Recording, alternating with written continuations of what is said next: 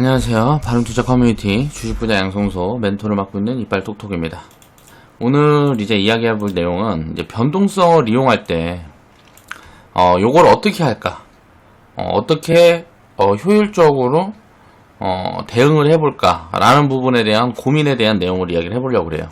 2019년 8월 12일 월요일날 제작했던 영상이고요. 가치의 괴리를 찾아내보자. 이거를 먼저 하려면은 일단 적정 가치를 산출하는 방법을 알아야 됩니다. 이제 기본적인 가치 판단을 하는 기준에 대한 거는 이제 회원분들한테는 이제 주말에 생방송을 할 때 한번 이야기를 해드린 부분들이 있어요. 그런데 그거는 아주 이제 기본적인 부분들이고, 거기에서 이제 시황이라든가 업황 또 여러 가지 요인들을 대입을 해서 분석을 해야 되는데, 그건 이제 개인차가 있겠죠. 그러니까 적정 가치를 산출할 때 이 적정 가치가 얼마다 라고 산출하는 부분에 대한 거는 사람마다의 차별성이 다 있다는 얘기를 하는 거예요. 그래서 자신만의 기준을 놓고 볼 때 이런 걸 산출할 때 저 같은 경우는 어떻게 이거를 공부를 했냐면, 일단 2년 3년, 자 기본적인 것만 알려드릴게요. 2년 3년 후 추정치를 체크를 합니다. 그리고 그러니까 가이던스라든가 이제 뭐 애널들이 해주는 이제 뭐 가이던스라든가 여러 가지를 놓고 이제 이 추정치 같은 것들을 이제 체크를 해요. 그러고 나서 그 근거를 찾습니다. 그래서 이게 그 추정치보다 업사이드가 있느냐 없느냐를 분석을 해요. 그리고 이 업사이드를 놓고 볼 때는 업황을 체크를 합니다. 그래서 업황이라는 건 뭐냐면, 제가 체크하는 업황은 예를 들어서 어떤 섹터가 있으면 그 섹터가 있으면 섹터 중에 몇 개만 움직이는지, 그러니까 예를 들어 반도체라 그러면 반도체 중에 어디만 좋고, 뭐 예를 들어서 어디는 안 좋고, 뭐 화장품이라 그러면 화장품 중에 어디는 장사를 해서 좋은데 다른 화장품은 안 좋고, 요런 것들은 이제 저는 이제 업황을 체크할 때 기준으로 놓고 보지 않아요. 전체가 다 좋은 거를 체크를 합니다. 업황 전체가 다 좋다는 거는 일단 확률적으로 굉장히 업사이드 가능성이 크다고 볼 수가 있어요. 그러니까 업황이 호황이다 불황이다, 요런 부분들을 이제 체크를 해서 적정 가치에다 입히는 편이에요. 그리고 시황 같은 경우는 저는 가치에다는 산출을 하지 않습니다. 여기다 또 이제 자산 가치를 대입을 해요. 근데 자산 가치 같은 경우는 대입을 할 때 이거는 이제 5년에서 10년을 기준으로 놓고 봅니다. 그러니까 가치 산출하는 부분들은 저는 이제 여러 가지 요인들을 봤을 때 이런 주가가 이제 어디까지 보통 가고 어디까지 뭐 내려오고 뭐 이런 부분들에 대한 산출 정도를 체크를 하는 거예요. 그래서 보통 이제 PBR이라 그럴 때 성장주 같은 경우는 PBR이 3에서 이제 한 10배까지 갑니다. 어디부터 이게 이제 자산 가치로 보면 굉장히 비싼 건데, 요거는 이제 성장 가치를 볼 때는 PER이라든가 ROE를 보죠. 그러면 이 성장 가치를 어떻게 산출하는 게 가장 확률이 높은지를 과거 데이터를 놓고 쫙 훑어보는 거예요. 그러니까 이거를 이제 제대로 자기의 기준을 잡으려면, 종목이 만약에 상장되는 종목이 2,000개라 그러면 2,000개의 종목에 한 5년에서 10년 정도, 2,000개의 종목 중에서 5년, 10년 이상 상장이 유지해 있던 기업들 중에 한 4년에서 그러니까 3년 이상의 데이터, 그러니까 한번 사이클 단위로 좋았을 때와 안 좋았을 때를 비교를 해서 평균값을 찾아내는 거예요.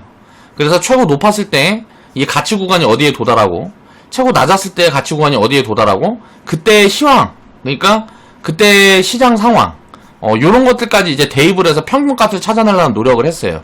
그렇게 해서 이제 제가 적정 가치를 이제 산출을 합니다. 이 산출을 하는 알고리즘을 만든 거죠. 그러니까 이 정도의 노력이 필요한 거예요. 요런 것들을 공부를 하려고 그러면. 근데 요런 부분들은 사람들마다 차이점이 다 있을 수 있다는 거죠.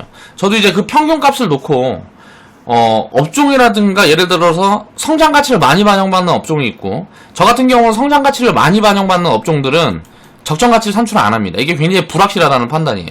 그러니까 이런 부분들이 쉽게 되지가 않아요. 그래서 여러 가지의 굉장히 광범위한 데이터를 놓고 자기만의 알고리즘을 찾으려는 노력을 해야 자기만의 적정 가치가 산출이 된다는 거예요. 그러니까 이 주가가 얼마가 적정한 가치냐, 이런 부분들을 볼 때는 일단 거의 많이 통념적으로 이야기를 하는 게, 이제 성장주 같은 경우는 PBR 2에서 거의 한 6배, 그리고 PER 같은 경우는 이제 5배에서 10배 사이, 그리고 ROE 같은 경우는 이제 10 이상, 요 정도를 이제 성장주의 기준으로 놓고 보면 또 달라지고, 요거를 조금 더 수치를 변경시키면 또 달라져요. 거기에서 평균값을 찾아가는 노력이 굉장히 시간이 많이 들고 어렵죠. 그래서 여러가지 데이터들을 이렇게 묶어서 이제 분석을 해서 자기만의 적정 가치를 산출할 수 있는 능력이 돼야 돼요. 근데 이런 것들은 사실 예를 들어서 한국 시장하고 미국 시장하고 다를 거고, 또 상황마다 다를 거고, 이렇기 때문에 이게 평균값을 산출한다는 게 굉장히 어렵습니다. 그러니까 정확할 수가 없어요. 어떤 가치를 산출을 해도. 그래서 추상적인 가치 중에 내가 확률이 높다고 생각하는 알고리즘을 사용을 해서 그런 방법론들을 연구를 하고 고민을 해야 된다는 거죠.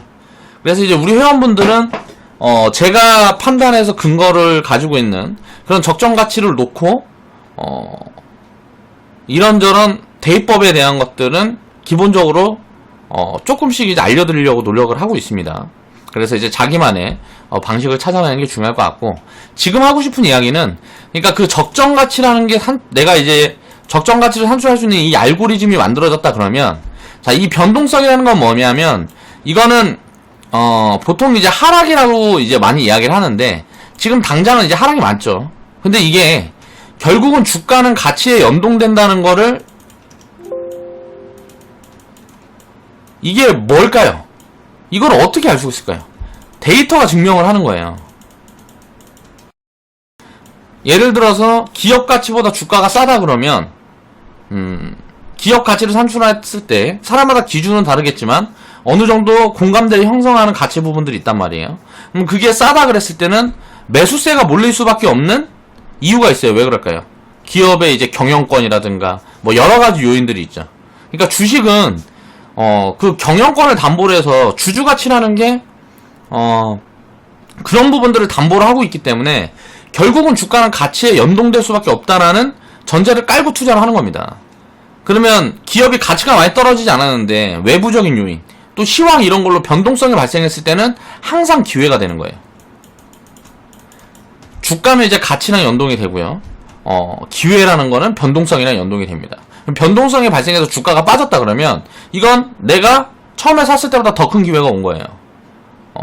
기업 가치에 뭔가 변화 요인이 없다는 가정하에서, 변화 요인이 있다 그러면 예를 들어 진짜 기업이 안 좋아졌거나 뭔가 이제 문제가 있거나 하면 이제 판단을 달리 해봐야 되겠지만, 그런 부분들이 아닐 때 여기에서는 이제 추가 매수를 하든가 교체를 고민을 하게 되겠죠. 그런 부분들을 이제 오늘 이야기를 해볼까 합니다. 자, 가치에 집중한 교체 포지션. 자, 보겠습니다.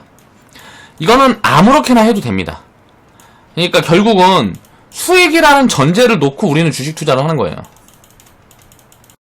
근데 이 수익이 만들어질 때 이 기간값을 보통 이제 사람들은 가장 많이 하는 오류가 뭐냐면, 이 기간에 대한 걸 한 달 평균, 1년 평균. 근데 이제 한 달 평균을 내는 거는 자, 12개월. 자, 1년 평균을 내는 거는 뭐 1년. 요렇게 놓고 1년에 얼마씩 벌어야지, 한 달에 얼마씩 벌어야지, 요런 개념으로 접근을 한다는 거죠. 이게 월급이 아니기 때문에 기간에서 왜곡이 굉장히 많이 발생을 합니다. 시장 상황이라든가 글로벌 상황, 뭐 예를 들어서 뭐 지정학적 리스크가 있을 수도 있고, 또 지금처럼 이제 뭐 무역에 대한 또 보호무역에 대한 뭐 요런 리스크들이 불거질 수도 있고, 상황에 따라서 굉장히 다르죠. 그러니까 각 국가마다 어떤 날의 문화마다 여러 가지 요인들로 인해서 출렁출렁 움직이기 때문에 주식시장이 항상 기회의 시장인 거예요. 그러니까 싼 자산이 없다 그러면 기회의 시장이라고 볼 수가 없죠. 근데 거의 대부분은 저렴한 자산이 항상 존재한다. 그렇기 때문에 주식시장은 굉장히 기회가 많은, 그러니까 부를 창출할 수 있는, 돈을 만들어낼 수 있는 기회가 많은 거라고 이해를 해야 되고, 이거를 기간값을 1년이고 한 달이고 이렇게 나누는 게 아니고 사이클로 나눠야 돼요. 자, 사이클의 평균은 3년에서 5년 정도 봅니다. 그러면 우리가 평균값을 산출할 때는 한 5년 정도의 평균값을 놓고 5년 동안의 결과물을 가지고 한 달 평균이 얼마다, 1년 평균이 얼마다, 요렇게 나눠야 결론이 나온다는 거죠. 그런데 그렇게 하는 게 아니고 예를 들어 뭐 3달치를 놓고, 한 달에 평균 얼마 했네. 뭐 1년치를 놓고, 2년치를 놓고, 1년 평균 얼마 했네. 요런 식의 데이터를 세우니까 쓰잘데없는 데이터가 된다는 거예요. 지금도 보면 미중 무역 분쟁 뭐 요런 것 때문에 2018년도 2월부터 지금 이제 19년도 8월이니까 여기까지 빠졌습니다. 1년 6개월 동안 빠졌어요. 그럼 1년 동안 평균 데이터를 취하면 어떻게 될까요? 그러니까 월로 치면 거의 손실의 확률이 굉장히 높은 거예요. 근데 이 구간이 여기 돌아와서 자 제자리 이상 갔는데 요 구간에 대한 평균을 취하면 어떻게 될까요? 평균 값을 놓고 이제 분석을 한다 그러면 내 투자 성패가 만들어지는 거죠. 요걸 가지고 하나의 사이클이라고 볼 수가 있어요. 자, 이런 V자라든가 이런 항아리 모양. 요런 부분들이 예를 들어 3년이 걸릴 수도 있고, 이게 5년이 걸릴 수도 있습니다. 그러니까 이 시점은 어디로 기준을 짓냐면, 여기에서 이렇게 올라갈 수도 있겠죠. 다시 이렇게 밀리는 수준까지의, 여기까지의 사이클에 대한 평균을 채워봐야, 이제 평균 데이터가 나온다는 거예요. 그런 부분들 항상 이해를 해야 되는 거고요. 가치에 집중한 교체 포지션. 자, 이게 어떤 이야기를 하는 거냐면, 기업 가치가 2만원이라고 판단을 했어요. 이 두 개의 주식에, 이게 1번의 주식이 있고, A 주식이 있고, B 주식이 있는데, 이걸 가지고 뭘 살까 고민을 하다가, 돈이라는 건 한정되어 있으니까, 이거 보면 어때요? 1만원인데 2만원까지 업사이드가 100%. 그러니까 주식이 상승할 수 있는, 내가 판단한 가치에 근거했을 때 100% 이상의 상승 여력이 있는 거고, 이거는 25%의 상승 여력이 있는 거죠. 그래서 이걸 안 사고, 이걸 샀단 말이에요. 자. 이걸 안 사고 그래서 가치 판단했을 때 이게 이득이다 생각을 해서 이걸 샀어요. 이걸 샀는데 시장이 안 좋아져서 주가가 빠졌단 말이야.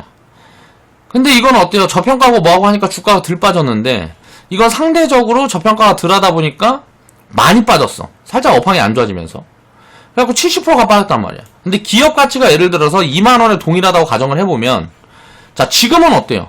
요것보다 요게 더 매력적이잖아요. 그럼 마이너스 30% 손실이어도 요걸로 갈아탈 수가 있는 거죠. 요런 것들이 이제 하락장에서 가치에 집중한 교체 포지션을 보는 거예요. 장이 안 좋을 때는 가치 향상 근거에서 이제 포지션을 취해야 되고, 테마 같은 경우는 보통 상승장에서 이제 돌려서 운영을 하든지 말든지, 그건 이제 선택의 결과가 되겠죠. 그러니까 이런 생각을 해야 되는, 또 여기에서 오류가 생기는 게 뭐냐면, 그러니까 왜곡이라는 게 항상 발생을 하는데, 여기서 발생하는 왜곡이 뭐냐면, 자, 요걸로 이제 갈아탔는데, 요거는 1년을 쉬어버려. 이거는 바로 움직여갖고 2만원까지 1년 만에 움직여버려.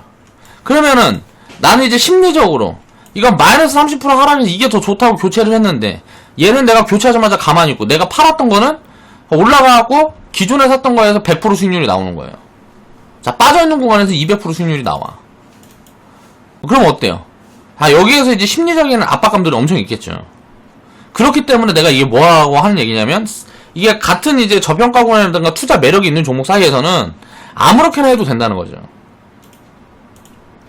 이 기업 가치를 기반해서 보되 이 상승 여력이 무조건 더 큰 것만, 그러니까 기업 가치를 기준으로 무조건 상승 여력이 더 큰 것만 이제 사고 뭐하고 하는 게 이제 편입해서 갖고 있고 뭐하고 하는 게 그게 정답이라고 할 수 없는 거라는 거예요.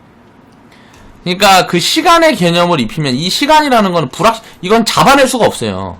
우리가 이 가치는 잡아낼 수가 있어요. 기업 가치가 얼마다라는 거는 어떤 알고리즘이라든가 이런 것들을 통해서 이제 적정 가치를 산출할 수 있는 나만의 어떤 시스템이 있으면 그 안에서 관리가 되는데 이 시간이라는 거는 예를 들어서 이게 무슨 뭐 가장 빨리 움직일 거 이거는 이제 뭘로 움직일까요? 자, 이슈성이 강하단 말이에요.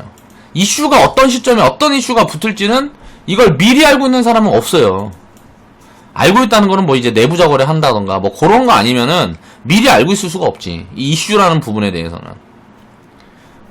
그렇기 때문에 이 이슈가 만약 여기 먼저 펴지면 이게 주가는 먼저 갈 수 있다는 거예요. 그렇기 때문에 이걸 교체를 할 건지 아니면 그냥 놔둘 건지 여기에 대한 선택은 이제 본인 몫이라는 거죠. 자, 동섹터에서 적정가치까지의 상승 여력이 크다 그러면 자 이제 교체 고민을 하는데 결국은 장기적으로 보면 이게 교체하는 게 낫겠다 싶으면 하는 거예요. 또 근데 예를 들어서 이런 경우도 있을 수 있어요. A인데 이 A가 속한 섹터가 있다고 칩시다. AA라고. 여기에 있는 종목은 내가 5개를 갖고 있는데 이거는 이제 B예요. B인데 A, B를 하나의 섹터라고 칠게요. 섹터. 근데 이 A, B에 있는 거는, B에 있는 거는 내가 종목을 2개 갖고 있어. 야, 이 중에 이거, 4개 남기고 하나 팔아갖고, 요거를 3으로 만들어야지. 아니면은, 요걸 3으로 만들고, 요거를 5로 만들어야지.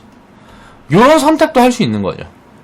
그러니까 요런 부분들은, 항상 이제 자신이, 생각했을 때, 그러니까 선택의 사항인 거고, 투자의 결과가 꼭, 가치가 가장 저렴한 쪽에 집중한다고, 투자 성과가 단기적으로는 무조건 좋은 게 아니다라는 거예요. 근데 이렇게 됐을 경우에, 자, 이런 확률적으로 제가 이제 분석해본 결과, 요렇게 업사이드가 크게 나 있는 종목이 늦게 움직일 수 있지만, 결국은 5년, 10년을 놓고 보면, 확률적으로 이게 훨씬 많이 갈 가능성이 높더라.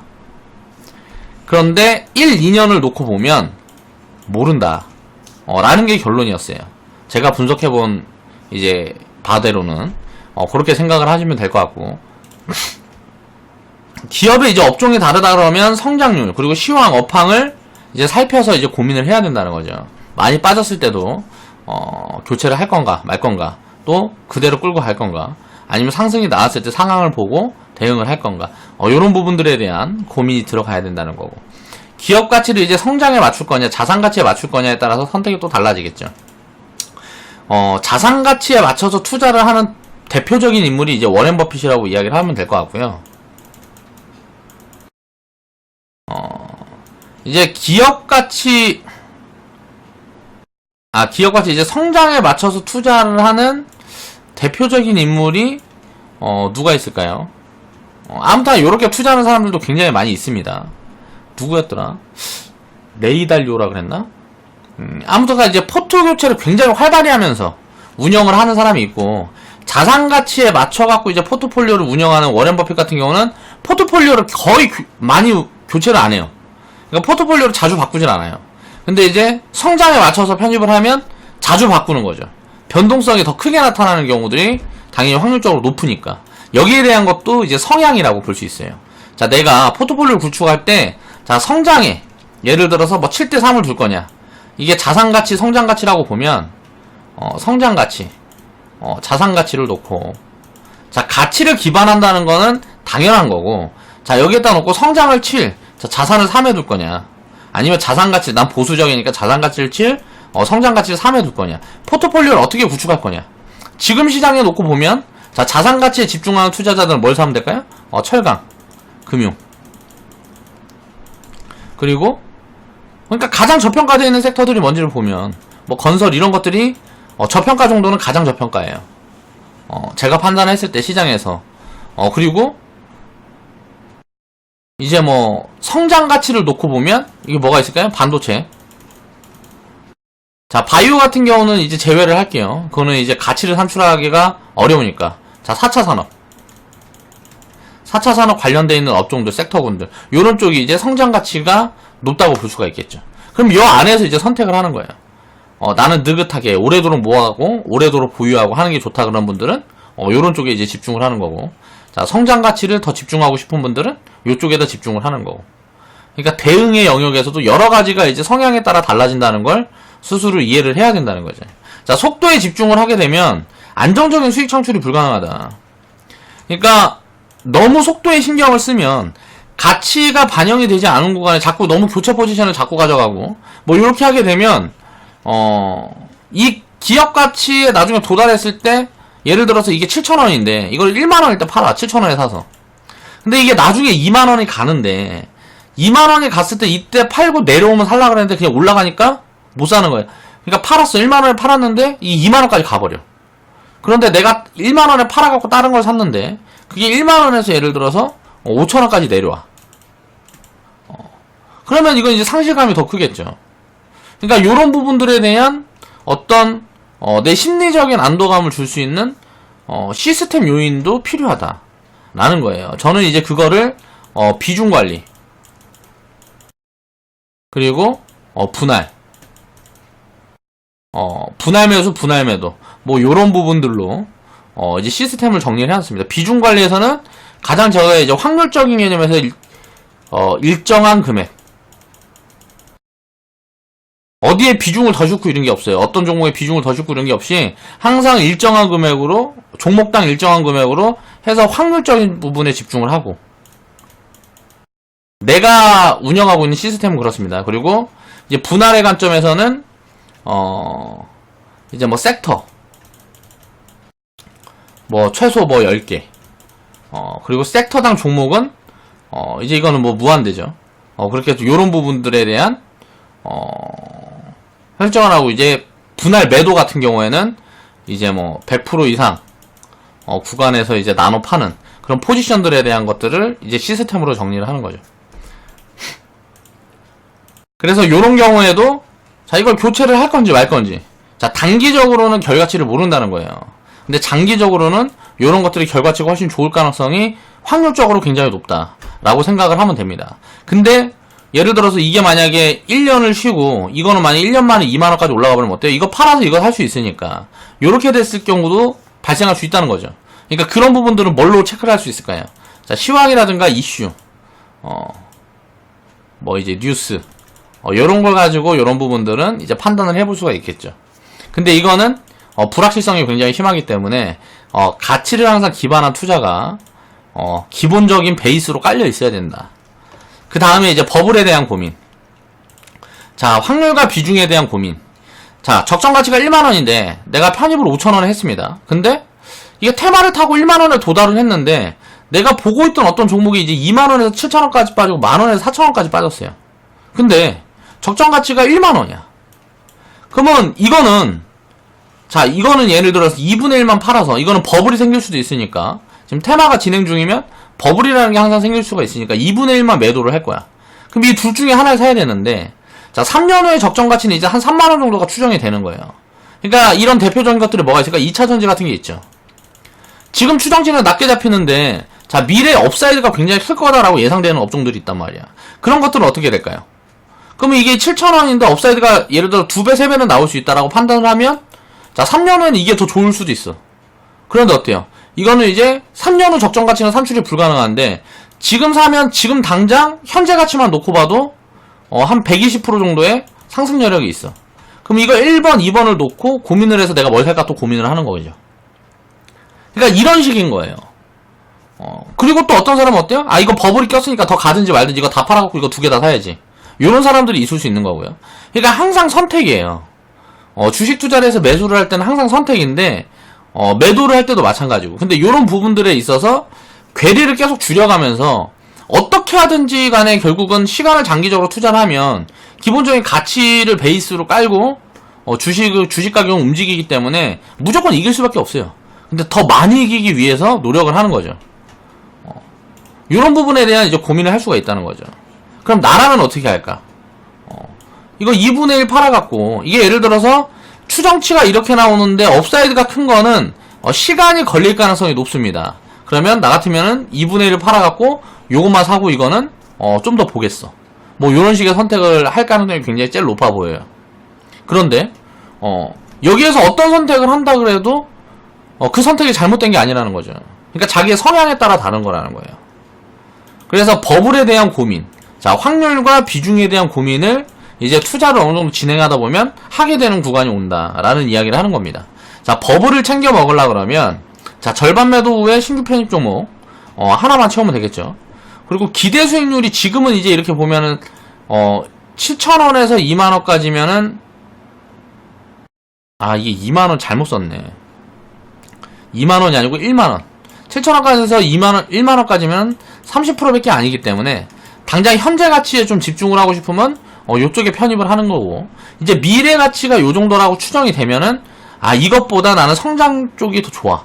그러면 요걸 편입할 수도 있는 거죠. 그러니까 1번, 2번에서의 선택은, 이거는 어떤 게 좋다라고 지금 당장 말할 수가 없다는 거죠.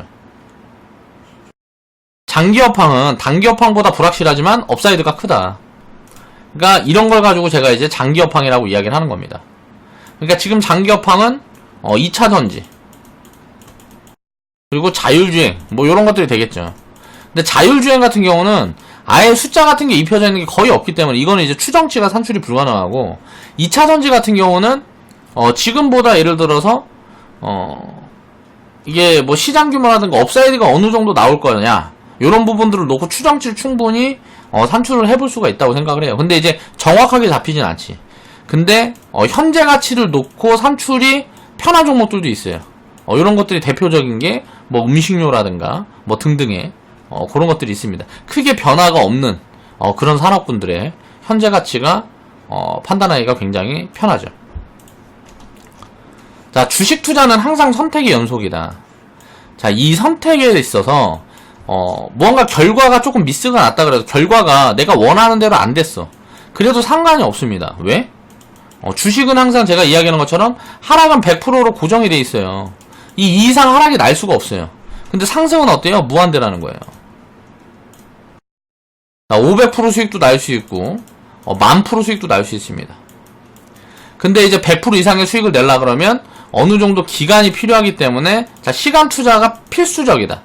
그렇기 때문에 가치 투자랑 또 이제 장기 투자라는 개념이 다른데 그런 부분에 대한 이야기도 다음에 이제 제가 이제 영상을 통해서 한번 다루어 볼게요. 자, 가장 중요한 거는 이제 심리적인 안정감이라는 거죠. 내가 이제 심리적인 안정감 취하려고 그러면 어떻게 될까요? 믿을 수 있어야 돼요. 믿음. 뭘 믿으면 될까요? 시스템을 믿어야 돼요. 자, 이 시스템을 가지고 손해볼 수 있는 부분들을 찾아보는 거예요. 이런 시스템으로 장기적으로 운영을 했을 때 손해볼 수 있는 가능성이 얼마나 될까를 찾아보는 거예요. 근데 그게 손해볼 가능성이 거의 뭐 없다. 제로에 가깝다. 모르겠다. 어떻게 하면 도대체 손해가 날 수 있는지를 모르겠다. 그러니까 한국이 망하지 않으면 손해나지 않을 것 같다. 그 정도로 시스템이 생각이 된다 그러면 이건 굉장히 구축이 잘 된 시스템이에요. 이 안에서 끌어가면 됩니다. 그러면 그런 믿음이 있으면 종목 몇 개 상장 폐지되고 잘못되면 된다고.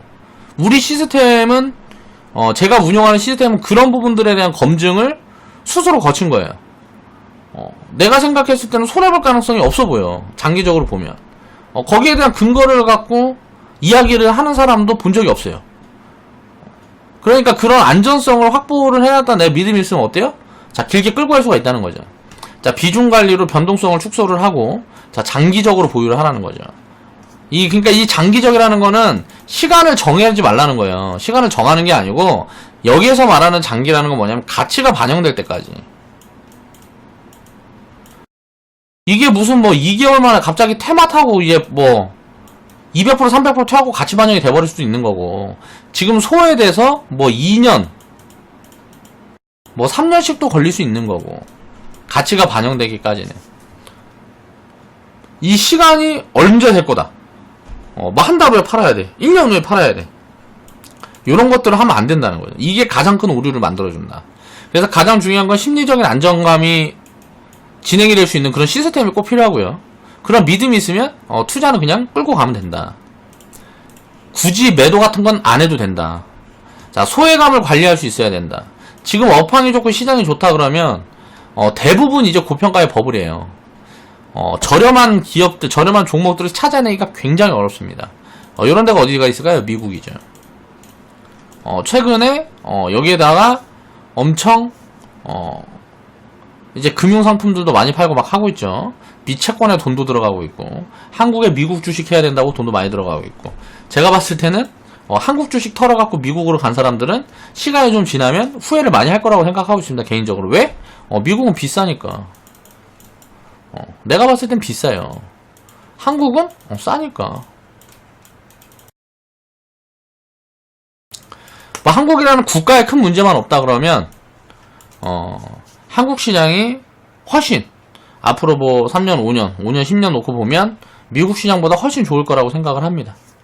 자, 악재가 많을수록 기대 승률이 크다. 자, 투자자들의 심리적인 타격이 클수록 저평가가 확대된다는 거죠. 자, 이런 것들을 이제 수급에 대한 이해를 해봐야 되는데 투자자들이 심리적으로 타격이 크면 클수록 어때요? 매수세가 종력을 감춰요. 그러니까 심리적으로 불안하니까 손이 안 나가는 거예요. 그럼 매수세가 줄어들고 어떻게 될까요? 자, 매도세가 강해지는 거죠. 그럼 어떻게 될까? 주가가 내려가면 당연히 저평가 종목들이 늘어날 거 아니에요. 저평가 종목들이 늘어나잖아요. 그냥 골라 담아놓으면 지나면 수익이 나는 구간인 거예요. 지금 같은 구간이 그런 구간이라고 저는 생각을 하고 있고요. 자, 가치를 기준으로 포트폴리오를 구축을 해야 된다. 자, 테마성의 움직임들, 자, 빠른 움직임들도 좋은 사람들 비중 관리만 어느 정도 해놨다 그러면 섞어줘도 되죠. 근데 이제 테마는 섞어가는 거고, 가치를 항상 기준으로 베이스를 깔아야 돼요. 지금 사람들이 가장 관심이 없고, 가장 저평가된 섹터를 베이스로 구축을 해라. 우리는 이쪽에다 뭘 구축했어요? 금융. 금융 쪽에 집중해서 베이스를 좀 깔아놨어요. 이건 언제고 움직일 종목들이니까. 올해 아니면 내년. 내년에 아니면 내후년에 움직이겠지 뭐. 그리고 안 움직이면 어때? 배당 많이 주는데, 그쵸? 제자리만 있어도. 은행이자보다 한 3배, 4배씩 주는데. 은행이자보다, 자, 곱하기 3, 곱하기 5 주는데. 자, 주가가 뭐 지금 10몇 프로 빠져있어. 근데 돈은 더 잘 보고 있어. 그럼 어떻게 될까요? 그러면 미래에는 올라가겠지, 주가가.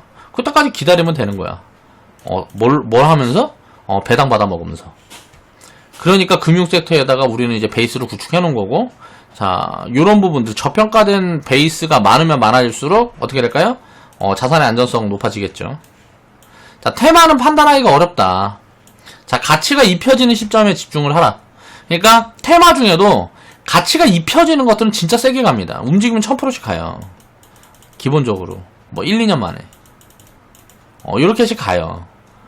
그러니까 이거는 뭐 이제 대표적인 게 이제 뭐 5G에 보면, 뭐, KMW 같은 거. 그런 것도 가치가 입혀지기 시작하면, 바닥에서 뭐, 1년에서 한 3년 사이에 뭐, 요렇게씩 튄다고. 그리고 뭐, 진짜 소형주인데, 갑자기 뭐, 자산가치 뭐, 1000억도 안 되는 기업들이, 뭐, 500억도 안 되는 기업들이, 뭐, 3년, 4년 적자다 흑자 전환해갖고 갑자기 업황을 타는 경우나, 뭐, 요런 경우가, 요렇게 많이 단기적으로 가는 거죠. 그러니까 그런 것들도 이제 테마성이 약간 있긴 있는데, 이 테마의 가치 판단하기가 어려운 테마들이 대부분입니다. 그러니까 지금 그냥 이슈로 움직이는 테마들, 그런 것들은, 해도 되고 안 해도 되는 거예요. 근데, 사실, 모르겠어요. 그러니까 저는 사실 합니다. 왜? 눈에 보이는데 안 사기가 어려워서 하는 거예요. 눈에 보이니까 사지 않기가 어려워서 그냥 하는 거고, 테마는 사실, 개인적으로는 안 하는 게 더 좋다고 생각을 합니다. 자, 선택이 잘못되었다고 좌절하지 말아라. 항상 이기는 선택만 하고 싶은 건 욕심이다. 자, 먹을 때, 500%, 1000%씩 먹어. 그러다가 이제 사이즈가 커지면 어때요? 1000%도 먹어요. 100배도 먹어. 그리고 500배도 먹어요. 사이즈가 커지면 이때까지 보유할 수 있는 거예요. 이렇게 먹을 때까지. 그 사이즈가 안 되니까 보유를 못 하는 거예요. 그러니까 만족하고 500%, 1000%. 자, 맥스 수익이 요 정도 나오면, 자, 일부 챙긴다. 여기에 만족을 하고 사이즈가 안 되니까. 이건 그릇이 작으니까 이렇게 하는 거예요. 그릇이 크면은, 요런 수익을 먹어야지. 그렇게 그릇을 키우기 전에 공부하는 과정에는, 그냥 대충, 100%에서 1000%. 요런 것들을 반복적으로 자꾸 경험하면서, 이제 나중에 반복적으로 경험하다 보면 어떻게 될까요? 1000%대 빨았는데 이게 100배씩 가는 것들이 보이는 거예요. 왜 그렇게 됐나? 그런 것들을 공부를 하면 어떻게 돼요? 요런 것들을 그냥 취해갈 수 있는 그릇이 만들어지는 거예요.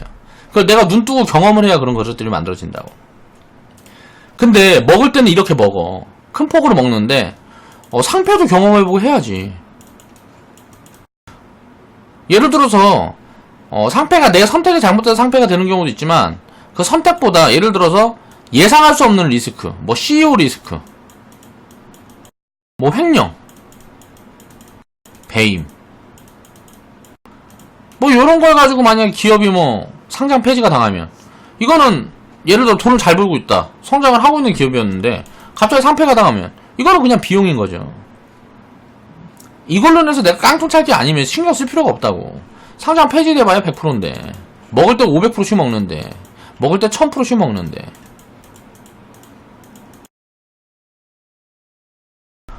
이것보다 이 확률이 높으면 되는 거 아니에요? 확률적으로. 확률적으로 이게 높으면 무조건 이기는 거라는 거죠. 그러니까 고민을 할 필요가 없다는 거지.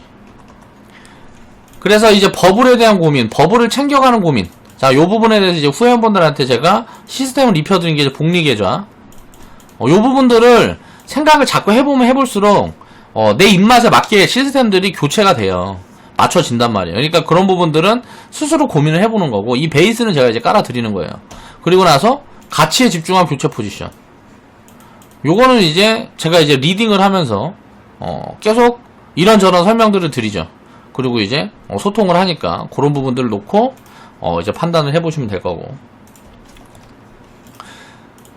이 변동성을 이용해서 내가 이득을 극대화할 수 있는 방법들에 대한 고민이 필요하다는 거죠. 그 부분에 대한 이야기를 오늘 해보려고 요런 주제를 가지고 와서 이제 방송을 했고요. 그러니까 굉장히 어렵죠. 그냥 말만 들으면 어려운데 이거를 단순화하는 작업이 필요합니다. 투자하는 분들은. 그래서 고민도 많이 하고 공부도 많이 하고 이제 접근을 해야 되는데 그런 공부들을 스스로 하기가 너무 버겁다 보니까 이제 내가 생존을 하려면 일도 하고 뭐하고 해야 되는데 그 남은 시간 쪼개서 막 이런 것들을 하기가 너무 어렵다 보니까 비중 관리를 좀 제대로 해서 하고 싶은데 종목을 많이 가져가려니까 꾸준히 추적하면서 공부하기 어렵고 또 시황 업황들을 체크하기가 어렵고 자 지금 상황이 어떻게 해야 되는지 모르겠고 상황에 따라서 그 공부를 계속 하지 않으면 그 기회들을 놓치는 것들이 아쉬우니까 어때요? 자 리딩 업체를 이용하는 거예요. 그쵸? 저 같은 사람들은 그런 정보들을 최대한 객관적으로 좀 뭐라 그래야 되지? 잘 풀어서 이제 정보를 전달을 해드리는 게 중요한 것 같고요. 그러니까 이런 것들을 생각을 해서 결국은 투자는 실패 확률이 거의 없습니다. 저는 이제 제로라고 생각을 해요. 그러니까 제로라는 말을 하면 안 되니까 1%라고 놓을게요. 이거는 이제 한반도 전쟁 그리고 한국이 좌파 정권이 한 100년 정도 좌파 정권이 집권을 해갖고 나라를 거덜냈을 때 100년은 너무 많다. 한 50년 정도 좌파 정권이 집권을 해서 한국을 만약에 거덜을 낸다 그러면 이건 베네수엘라처럼 될 거니까 그렇게 되면은 방법이 없겠죠. 5년 10년은 괜찮아. 근데 그걸 깨달아야 돼. 그렇게 해서 이거 이대로 계속 가면 안 되겠다. 그리고 또 이제 우파 정권이 막 하면 비리가 너무 많아요. 또 인간이기 때문에 우파만 계속 뭐 정권 차지하고 하면 어떻게 되겠어요? 기업 친화적인 거 하고 뭐 돈 받아 처먹고 막 이지랄만 하면 어떻게 되겠어요? 비리에 이제 표상이 되니까 그것도 또 문제가 있어. 그래서 좌파 우파 막 번갈아 가면서 이제 속도를 조절해 가면서 국가는 성장하는 게 가장 긍정적이다 라고 생각을 해야 된다는 거죠. 지금 우리나라는 어때요? 그런 노이즈들이 나오고 있는 구간이라고 생각을 하면 될 것 같고 요런 1%의 상황이 아니면 주식 투자에서 실패할 수 있는 가능성은 제로다 라고 생각을 합니다. 자, 오늘 영상은 여기서 마무리하겠습니다. 긴 영상 시청해 주셔서 감사합니다.